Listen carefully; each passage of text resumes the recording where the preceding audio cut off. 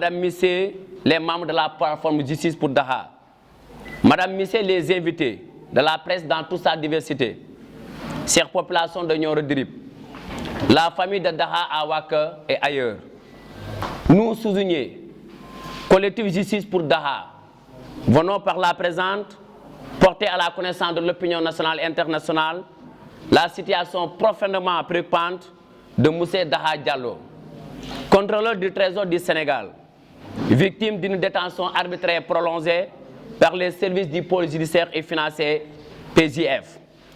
Moussé Daha Diallo a été placé sous mandat de dépôt le 25 septembre 2024 à la suite d'un rapport provisoire de l'inspection générale des finances depuis 2017, alors qu'il occupait les fonctions d'agent comptable de l'Observatoire de la qualité des services financiers au KISS. Autrement dit, après avoir effectué la mission d'audit, l'IGF n'a pas notifié à M. Daha Diallo puisque c'est lui qu'il s'agit de dit rapport provisoire, ce qui constitue une violation grave des dispositions de l'arrêté 0178 MEN IGF du 28/04/2014 portant organisation et les règles de fonctionnement de l'IGF, cela veut dire Inspection générale d'État. Mieux, M. Daha a été arrêté et emprisonné sous la base d'une plainte découlant d'un rapport provisoire et non d'un rapport définitif. Donc à ce jour, aucune charge formelle ne lui a été officiellement notifiée pour justifier cette mesure, ce qui repose sur des soupçons préliminaires et non sur des preuves tangibles et foulant au pied le principe de la contradiction. Depuis lors, M. Daha Diallo est en détention préventive entre la maison d'arrêt de Rebeuss et le pavillon spécial sans jamais être entendu sur fond de dossier. Par conséquent, le collectif dénonce une détention arbitraire et une violation caractérisée des droits fondamentaux.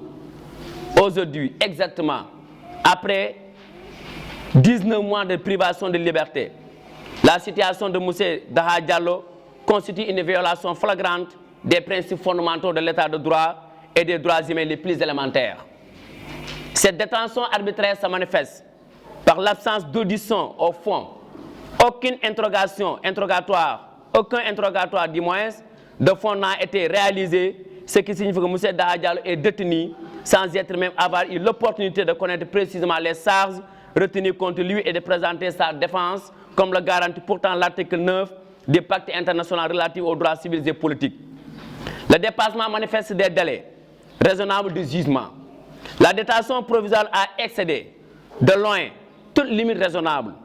La Cour africaine des droits de l'homme et des peuples a clairement établi dans sa jurisprudence que le dépassement des délais raisonnables de jugement sans justification valable rend une détention arbitraire.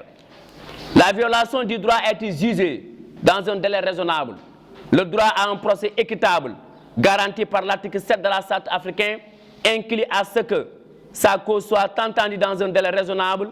La situation de Daha Diallo contrevient gravement à ce principe. Au-delà de ces violations, il est essentiel de rappeler que le pôle judiciaire de l'État, PJF, bien qu'établi pour lutter la criminalité financière, a vu ses méthodes critiquées à plusieurs reprises, notamment pour des détentions préventives excessives. En l'espèce, M. Daha Diallo semble être détenu sur la base d'accusations préliminaires non étayées, ce qui témoigne d'un usage abusif de la procédure. Cette situation n'est pas seulement injuste pour Daha Diallo, elle est dangereuse pour notre démocratie. La détention arbitraire prolongée d'un citoyen sans jugement mine la confiance dans les institutions judiciaires et envoie un message alarmant sur l'état de droit au Sénégal. Par conséquent, nous exigeons solennellement l'audition immédiate et le jugement dans les plus brefs délais de M. Daha Diallo par un tribunal indépendant et impartial dans le strict respect de ses droits de défense.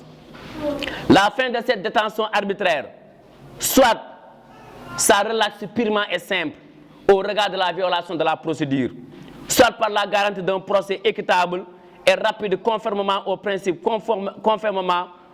des droits internationaux. Une réforme urgente des pratiques du pôle judiciaire de l'État pour mettre un terme aux détentions préventives, abusives et garantir le respect des droits de la défense.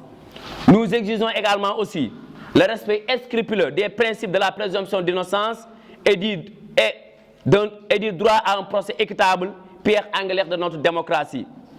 M. Daha Diallo, puis ce dont il s'agit, est un cadre émérite de l'administration sénégalaise, ayant servi dignement l'État du Sénégal depuis plus de 20 ans, et un digne fils du terroir, notamment du département de Nioro.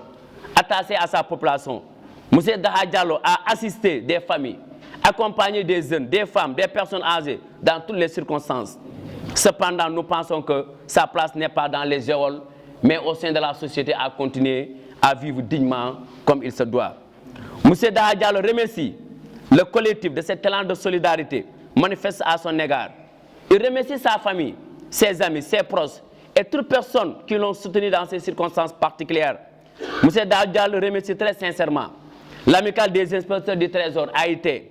Il remercie également l'amicale des contrôles du Trésor ACT et toutes les autorités de la Direction générale de la comptabilité publique et du Trésor, DG, CPT. Il remercie également M. Bafsir Fofana, journaliste et chroniqueur, et également Baba Karba, Forum des justiciables.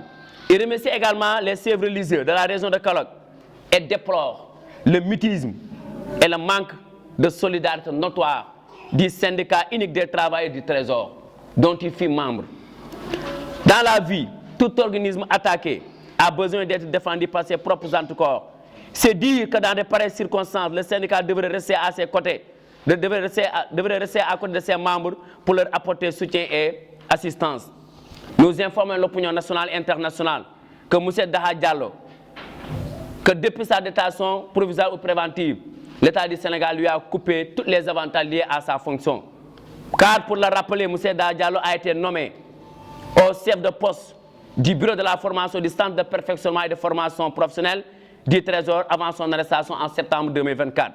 Ce qui constitue une violation flagrante du principe d'innocence et du droit du travail.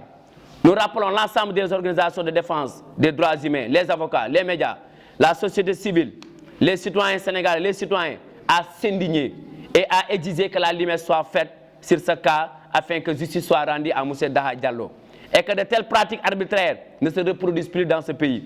Pour terminer, nous interpellons le président de la République, qu'elle est de vous de toutes les institutions, garantie de la Constitution de s'autosaisir de ces situations pour que la dignité humaine des citoyens soit préservée et protégée, conformément à la Déclaration universelle des droits de l'homme, fait à Wakunguna le 25 avril 2026, le collectif Justice pour Daha Diallo. Je vous remercie de votre aimable attention.